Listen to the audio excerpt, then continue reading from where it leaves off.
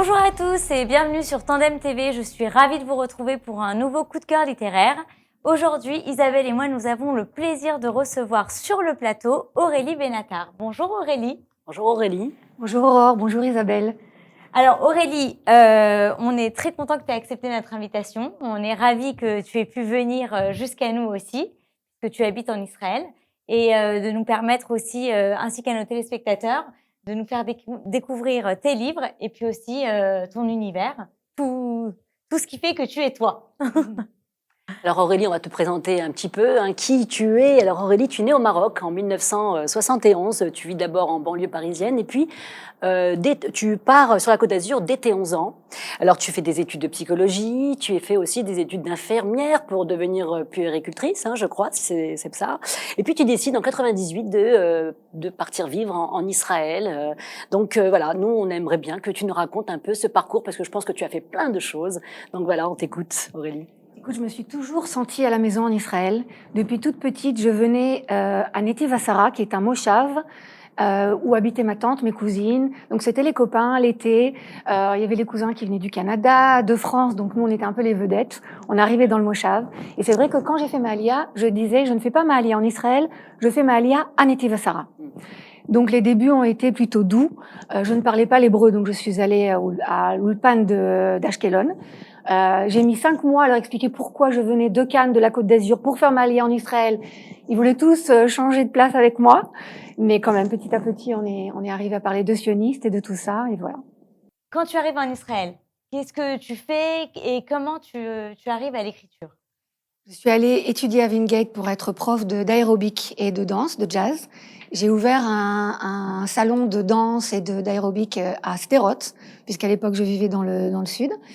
Et l'écriture, en fait, est restée de côté pendant de longues années, en fait. J'ai eu mes enfants, comme toutes les femmes qui s'investissent dans leurs enfants. Et puis, j'écrivais depuis toute petite, puisque je faisais beaucoup de théâtre, je faisais de la danse, donc un univers quand même très riche au point de vue imaginaire. Et également, j'étais fille unique de parents d'un certain âge. Donc, depuis toute petite, j'ai développé vraiment mon imaginaire.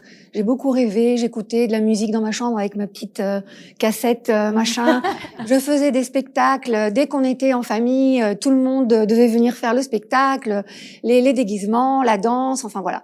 Et donc, j'ai eu cette période de grande coupure. Et puis, justement, pour l'écriture de Un corbeau 36, je me suis permis, en fait, de revenir à ça, puisque j'ai eu une période aussi en Israël où je n'avais pas envie de parler français. Moi, j'étais dans le milieu purement israélien. Mon mari était israélien. Et donc, je ne parlais pas français. Et j'ai eu un moment où je suis vraiment revenue aux sources. J'ai d'abord écrit un peu de musique. J'avais des airs de musique comme ça, donc j'ai fait un Des disque. chansons? Oui, avec des paroles. Et ensuite, donc, je me suis remise à l'écriture. Et c'est là que j'ai écrit Un corbeau 36. Donc justement, Aurélie, le public te découvre avec ce bouquin que tu viens d'évoquer, Un corbeau 36, et donc qui sort en 2013. D'ailleurs, tu as remporté le prix de la femme actuelle pour un premier livre. Je trouve ça extraordinaire. Alors c'est un polar, un polar très bien ficelé, bien écrit. L'écriture est fluide et efficace, j'ai trouvé. Et donc on se laisse emporter dans cette histoire d'intrigue, même si vraiment, personnellement, c'est pas vraiment le genre de livre que je lis. Mais dès les premières pages, on rentre dedans. On rentre dans cette intrigue, dans cette enquête. Tout de suite, c'est un meurtre, mais finalement, on comprend très vite que c'est pas vraiment le sujet du livre.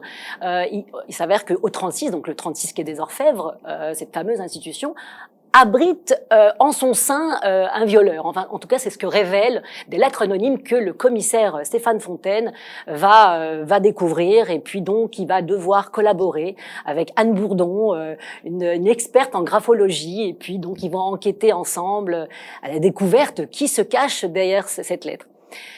J'ai trouvé, alors comme l'écriture, elle est fluide, efficace. J'ai adoré, j'ai bien aimé. Dans les lettres, j'ai trouvé un peu de poésie aussi. L'écriture est différente, donc on découvre aussi une autre forme d'écriture dans ce livre.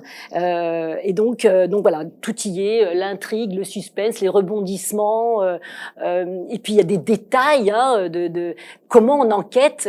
C'est très bien détaillé. Donc sans parler évidemment, le dénouement est surprenant, vraiment. On est très étonnés à la fin.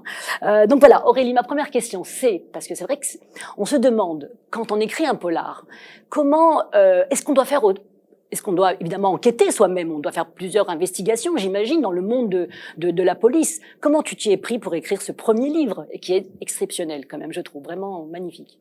D'abord, je suis très contente que ça t'ait plu. Et j'aime particulièrement que tu aies remarqué que les lettres, en fait, étaient un petit peu différentes. Et c'est quelque chose qui se retrouve dans la plupart de mes bouquins, justement. Ce côté-là, où il y a un petit peu deux voix, un petit peu deux niveaux de lecture, j'aime beaucoup ça. Effectivement, je me suis beaucoup documentée pour ce polar. Mais ce que j'aime particulièrement, c'est qu'une fois que j'ai les bases, ensuite, je laisse broder mon imagination. Par exemple, dans le 36, on connaît quand même un petit peu les locaux, les locaux anciens, qui étaient très étroits. Et donc, dès que je vois ça, cette étroitesse, j'imagine tout de suite que, par exemple, si le chauffage est déréglé pendant l'hiver, bah, ça pourrait être sympathique que d'avoir très chaud. Et en fait, ils n'arrivent pas à... donc, je joue là-dessus, en fait, si tu veux, sur des choses, des détails qui sont complètement inventés et qui viennent de mon imagination, mais tout en ayant quand même des choses, bien sûr, parce concrètes. On voit des scènes d'autopsie, par exemple. Oui. Voilà, donc tu as dû... Ben ça, tu vois, c'est mon côté infirmière, du coup. Ah oui, c'est vrai. Le côté psychologique, bien sûr, aide énormément pour les enquêtes, pour les personnages. Et le côté médical sert pratiquement dans chaque roman, puisque le corps... et justement, dans mon parcours, tu vois, dès très jeune, j'étais toujours intéressée entre les questions du corps et de l'esprit. Donc c'est pour ça que j'ai commencé par des études de psycho. Et ensuite, je suis partie à l'opposé. Je trouvais ça beaucoup trop abstrait. Ensuite, j'ai fait des études d'infirmière. Alors là, pour le coup, c'était concret. J'avais vraiment envie et besoin d'aller au plus près, en fait, de la souffrance humaine et du corps. Donc, esprit, corps. Et après, on y reviendra pour mon nouveau bouquin. Il y a la dimension de l'âme qui est encore une troisième dimension. Donc, le corps, l'esprit et l'âme. Et pour ton livre, donc le deuxième qui est sorti en 2014, Le chien, meurtre sur la Côte d'Azur, bah, est-ce que tu t'es servi alors de ce que tu avais récupéré, les investigations que tu avais faites pour le premier, ou tu as dû re-enquêter, enfin t'informer encore à nouveau pour ce nouveau bouquin? Non, il y avait une certaine base quand même par rapport aux enquêtes. Donc après, c'est quand même plus fluide. Et effectivement, tu vois, dans Le chien, il y a également des lettres. Le meurtrier, qui est un meurtrier en série, en fait, pose une lettre à côté du cadavre. Et c'est également une lettre un petit peu énigmatique, un petit peu avec de la poésie, justement pour avoir les deux côtés. Ah ouais, c'est vrai que, en plus, quand tu parles de psychologie, je trouve que les profils psychologiques de ce livre, aux 36 corbeaux, ben, ils sont bien... J'ai aimé parce que, c'est-à-dire que on s'y perd pas dans ce livre. Il y a beaucoup de noms, il y a une équipe, mais on s'y perd jamais. Tu reviens à chaque fois sur les choses et puis non, c'est très clair, voilà. En tout cas, je suis très heureuse que ça t'ait plu. Alors après ces deux policiers que tu as écrits donc en 2013 et 2014, en 2016, tu sors un livre Luna Viva, le tournoi des voyantes. Qui est un livre sur les forains et à la limite de la magie. Comment on passe d'un univers aussi sombre que peut être un policier à un univers à l'opposé avec de la magie, les forains, la fête, la cartologie Là encore, dans cet univers-là, tu as les deux côtés. Également un problème sociétal puisque cette jeune fille a perdu sa maman et son frère a vraiment une domination malsaine sur elle. Et donc, et en plus, elle est très différente puisqu'elle est blonde dans un univers évidemment de gitans qui sont plutôt bruns. Et effectivement, il y a également une quête où en fait, elle va se révéler, elle va se découvrir, elle va prendre en fait mesure de qui elle est. Et donc, en fait, on retrouve un petit peu justement ces deux côtés-là qui m'intéressent. Mais qu'est-ce qui te fait passer d'un univers à l'autre ? Parce que on se dit, par exemple, il y a des gens qui ont des auteurs de prédilection et qui se disent bon bah voilà, lui par exemple, je sais, c'est un auteur de polar bien noir, bien sombre, ça me plaît et on se tape toute une série et on n'est jamais déçu.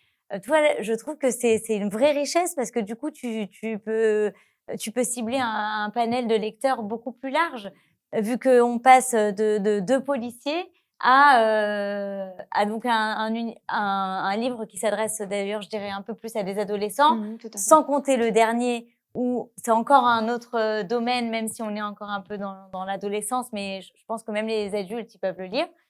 À mon sens, tout est lié. J'aime beaucoup en fait que la magie ou l'imaginaire passe des messages en fait dans le réel. Donc en fait tout est vraiment lié. Et dans Luna Viva par exemple, chaque chapitre s'ouvre sur une carte de tarot. Donc la signification de la carte symbolique et philosophique accompagne en fait le cheminement de la jeune fille et ce qu'elle va vivre.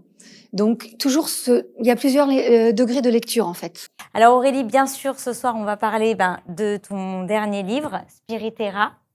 C'est un livre, donc comme je l'ai dit, un roman pour ados, mais pas que, puisque ça véhicule un message très actuel, celui de la responsabilité de l'homme sur notre environnement, sur la planète, et les conséquences de nos comportements sur les catastrophes naturelles auxquelles on a déjà pu commencer à assister.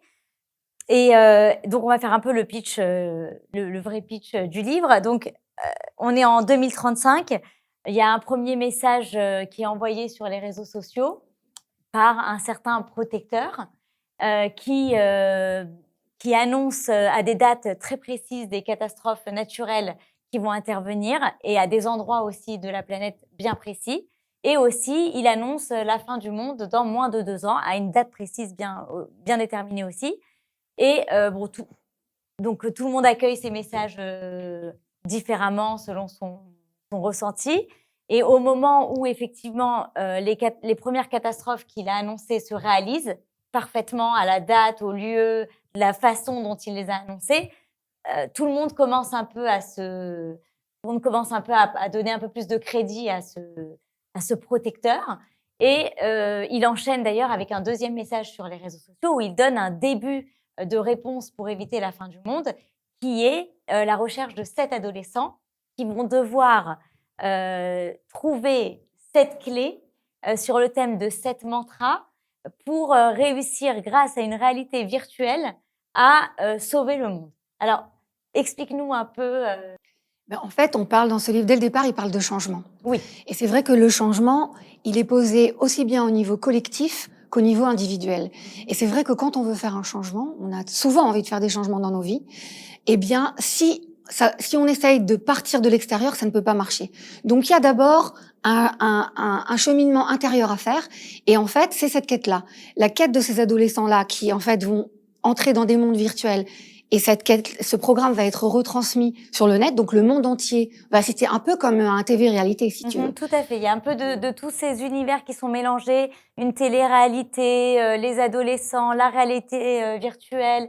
J'ai trouvé que il y a beaucoup de références à des choses qu'on connaît bien. Alors là, le programme, en fait, a trouvé des clés que les hommes n'ont pas réussi à trouver. C'est ça l'histoire, c'est de se dire, voilà, une intelligence artificielle qui, quelque part, est supérieure à nous dans certaines choses. Eh bien, elle a réussi à développer pour la première fois une dimension spirituelle et elle a trouvé ces clés-là, ces clés de vie, qu'elle appelle les clés des 7 chakras, puisque, en fait, les 7 chakras sont pris comme des symboles. Et ces 7 adolescents-là, en fait, ils vont incarner ces chakras. Donc, ils ont chacun un caractère bien trempé, bien déterminé, et en fait, chacun incarne un chakra. Donc, quand ils vont arriver dans ce monde virtuel, eh bien, alors, il y a évidemment de l'action, de l'aventure, mais pas que. Encore une fois, il y a ce double, parfois triple niveau de lecture, où, en fait, si tu veux, il y a les mondes de l'imaginaire, mais je tisse des ponts avec la réalité, Oui. dans le sens où, dans ce premier opus, on parle, en fait, de la fin de la biodiversité. En fait, si tu veux, les 7 apocalypses qu'on va trouver dans le programme, les 7 mantras qui vont être des mondes virtuels à chaque fois différents, si tu regardes aujourd'hui et que tu tapes les 7 fins du monde les plus probables selon les scientifiques, ce seront celles-ci. Sauf que je me suis rendu compte qu'en fait, elles étaient toutes attachées à la symbolique des chakras. Par exemple, le premier, qui est donc le chakra racine et de la terre, eh bien, la fin de la biodiversité, c'est bien sûr la fin de la terre, la fin de nos ressources alimentaires. Et dans ce monde virtuel, les très riches se sont enfermés dans un bunker de béton, il n'y a plus de nature, et ont enfermé les pauvres, puisqu'il n'y a pas suffisamment de ressources, donc voilà, on ne partage pas, on a peur, on vit dans la peur, etc., qui sont enfermés donc dans le métro et qui vivent dans le métro. Sauf que les sans-abri, qui étaient les invisibles de la société, sont effectivement vraiment devenus invisibles et ça leur permet de monter pour voler les sachets, donc la seule nourriture qui existe dans ce monde-là. Les 7 adolescents arrivent dans ce monde virtuel, ne savent pas du tout quelle est la clé. Est-ce que c'est une clé physique qui ouvre une porte? Effectivement, on parle d'un certain portail qui, s'il est ouvert, permettrait au bas de vivre au grand air. Et donc, ils partent pour chercher cette clé qui est bien sûr une Ça ne clé. doit pas forcément être que pour les adolescents. Pas du tout. Non, c'est pas que pour les adolescents. Je t'écoute et je me dis, bon, bah, Non. c'est De toute façon, c'est du young adulte plus que de l'ado. C'est vrai qu'en France, on détermine moins, mais aux États-Unis, en Angleterre d'ailleurs, il est traduit et il sortira Canada, États-Unis, Angleterre au mois de janvier 2023. Mais effectivement, on est plus dans du young adulte. Moi, je lis du young adulte. Donc, moi aussi, ça m'arrive. D'ailleurs, j'en lis, j'en regarde aussi. Quand j'ai lu donc ce premier tome, j'ai eu plein de. C'est normal quand on lit, on a tendance un peu à se raccrocher à ce qu'on a déjà vu ou connu. Ça m'a fait penser à Divergente, ça m'a fait penser à Endgame. Ça m'a fait penser aussi, tous les 7 adolescents qui viennent de 7 endroits différents, aussi, aux 7 sœurs, par exemple, qui viennent de 7 endroits différents, qui ont chacune des racines différentes. Enfin, vraiment, je trouve que c'est, on est très happé par le sujet, même si au début, on croit qu'on va lire il faut s'installer, je trouve, surtout les premiers chapitres, pour bien se poser. Attends, lui c'est qui? Lui où elle va? Oui, lui c'est quoi son thème de prédilection? Pour bien, et puis aussi la définition des mantras, la différence avec les chakras. Il y a un vrai vocabulaire, un vrai univers. Je trouve que aucun rapport, hein, mais ça m'a fait un peu penser à Harry Potter quand on arrive dans un univers complètement différent où beaucoup de vocabulaire nouveau, un vrai monde à part. Et on sent qu'on va en avoir pour un moment d'ailleurs, puisque c'est une vraie saga. Alors, c'est donc une saga que tu vas sortir. De combien de tomes? Et est-ce que aujourd'hui, quand tu as écrit le premier tome, tu sais déjà pas comment ça va se finir, ou si déjà comment ça va se finir, comment... Alors, on imagine bien quand on lit le premier, comment chacun des tomes va être séparé. Mais comment on se dit, je vais écrire une saga? Déjà, je voudrais rebondir sur ce que tu as dit, parce que c'est très intéressant. Tu parles des mondes d'Harry Potter, et c'est vraiment mon premier propos. Moi, ce qui m'a toujours intéressé et fait vibrer, c'est de créer de nouveaux univers. J'avais pas du tout envie de partir sur des personnages déjà connus, comme par exemple les vampires, ou bien chez le Tolkien, que ce soit les nains, ou bon. Et effectivement, tous ces personnages-là qui sont dans les mondes virtuels, c'est des personnages qui sont complètement nouveaux, inventés et originaux. Ça, c'était très important pour moi. Donc, quand tu me parles des univers d'Harry Potter, effectivement, ça me convient tout à fait. C'est ce que j'ai ressenti, parce que vraiment, je me suis dit, ok, attends, vraiment, je me suis reposée.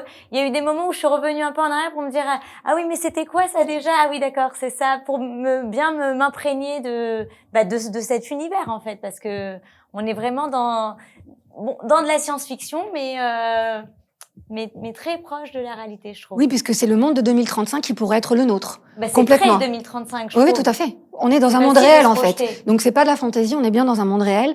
Et les mondes virtuels nous permettent justement de toucher à la littérature de l'imaginaire. Moi, je suis très... je me demande comment fuse toute cette imagination. Comment elle arrive? Est-ce que ça arrive comme ça dans le cerveau? Ça arrive, on se dit tiens, je vais parler de ça. Comment on arrive à avoir autant d'imagination? Parce que écrire un livre, il en faut de toute façon. Mais après, on va puiser sur des histoires, sur des émotions. Bon. Mais là, tu pars carrément sur quelque chose de qu'on connaît pas, d'inattendu, enfin de complètement différent. Comment cette imagination arrive? Moi, je suis à chaque fois bluffée. Écoute, au point de vue personnel et individuel, je pense que c'est aussi l'histoire, mon enfance qui a été un petit peu compliquée, qui a fait que j'étais beaucoup dans l'observation, beaucoup dans la solitude, etc. Donc je pense que ça a développé mon imagination et clairement, je me suis échappée de la réalité justement pour être dans l'imagination. Je te dirais du reste que jusqu'à aujourd'hui, ça me permet de me sentir bien, ça me permet de m'évader. Pour moi, c'est vraiment une liberté extraordinaire, l'imagination. Ensuite, à un autre niveau, je pense vraiment que tout ce qui est créé dans notre monde est d'abord imaginé, que ce soit au niveau même scientifique. Donc, la place de l'imagination est très importante. Et ensuite, j'ai envie de te parler un petit peu de spiritualité. Mais d'une spiritualité qui n'est pas une spiritualité religieuse. C'est une spiritualité que moi, je considère comme le corps, l'esprit, la spiritualité. Pour moi, c'est quelque chose d'abord d'individuel qui appartient à chacun, comme aujourd'hui avec MeToo, mon corps m'appartient, eh bien ma spiritualité m'appartient, donc il n'y a pas d'intermédiaire. Et aussi, la deuxième chose, c'est quelque chose de simple. Et j'ai très envie pour les nouvelles générations justement de poser ces questionnements-là, d'en parler et de faire que, parce qu'en fait c'est comme cela qu'on va pouvoir reconsidérer un petit peu nos modèles et nos façons de penser. On parlait de changement, on parlait d'écologie, mais pas seulement d'écologie, également d'humanité. Alors c'est vrai que si les jeunes se posent des questions ou ne s'en posent pas, de toute façon ils vivent dans un monde quand même qui est complexe, entre le Covid, la guerre en Ukraine. Ça se travaille l'imaginaire. Est-ce que ça se travaille l'imaginaire? Est-ce qu'on peut donner à nos enfants la possibilité d'imaginer? Est-ce que ça se travaille? C'est ça? Moi, je pense que oui. Pour te répondre à la question, je pense que oui. Effectivement, justement, si on revient au chakra, pourquoi c'est intéressant? Parce que les chakras, ils nous donnent des messages. Il y en a plein d'autres. Par exemple, si mon enfant a un chakra, par exemple, du cœur plus développé, son élément sera plus l'air. Par exemple, à la fin de l'année, il aura peut-être pas envie de monter sur le podium pour faire le spectacle de fin d'année. Si on arrive à comprendre ça, on va encourager ça. On va pas le forcer, ou alors on va pas dire. Parfois il y a des maîtresses qui disent t'es nul. Non, on va comprendre l'enfant et on va au contraire faire remonter les qualités positives et ses forces en fait. Et ça, c'est vrai que on sait pas toujours le faire. Et à mon sens, c'est très important. Alors, en tout cas, Aurélie. Et donc, juste pour te répondre pour l'imagination, justement, je pense qu'un enfant, par exemple, qui est très pragmatique, qui est plus dans les mathématiques, etc., essayez plutôt de développer l'autre côté, le côté artistique. Et le contraire également, plutôt développer pour essayer de trouver justement un équilibre. C'est ça l'histoire des chakras. C'est effectivement, on a tous un qui prédomine ou deux qui prédominent et d'autres qui sont plus faibles. Mais une fois qu'on commence à les connaître, à être dans la conscience, alors on va pouvoir trouver un équilibre. Notre équilibre personnel, c'est le reflet de l'équilibre en fait du monde et de notre planète qui est complètement déséquilibrée, bien entendu, par rapport à beaucoup de choses que l'homme a fait malheureusement. Alors moi, je suis pas du tout pour dire il faut qu'on retourne à l'époque des cavernes, on va vivre dans la nature, etc. Au contraire, l'évolution pour moi, elle continue, elle ne va pas en arrière. Donc prendre toutes ces technologies qui sont extraordinaires, mais qui quelque part nous dépassent un petit peu. Parce que les téléphones, les ordinateurs, c'est vrai qu'on est un petit peu dépassé par tout ça. Nous aussi, en tant que parents, les enfants, on aimerait bien qu'ils coupent un peu, mais d'un autre côté, nous-mêmes, on est complètement dans le truc. Et je pense que l'évolution, on va aller avec ça et se servir des technologies justement pour envisager demain et repenser demain. Et pour moi, tu vois, c'est cette clé-là. C'est pas seulement de l'imagination, c'est vraiment repenser nos valeurs, notre système de valeurs pour créer un demain qui soit plus humain, qui soit plus en protection de la nature, de l'environnement, des animaux également. Bon, en tout cas, Aurélie, moi, je vais le lire. Voilà, tu m'as donné envie. Je suis contente. Écoute, c'est pour toi. Merci. Et pour en revenir à la saga, oui, effectivement, tout est posé. Tout n'est pas écrit, je suis au milieu du tome 2, mais tout est posé et je sais exactement où je vais, mais on va pas faire de spoilers. Certainement pas. En tout cas, Aurélie, on te souhaite beaucoup de chance et de réussite pour la suite. On a hâte de voir sortir les prochains tomes et beaucoup de hatzlacha, comme on dit ici, pour la sortie de tes prochains tomes et déjà aussi pour la réussite de celui-ci. Alors, merci beaucoup d'être venu nous voir sur Tandem et à très bientôt, j'espère. Merci de m'avoir reçu. Alors, quant à nous, on se retrouve très prochainement sur Tandem TV pour un nouveau coup de cœur littéraire. Je vous souhaite une bonne journée. Au revoir, à bientôt.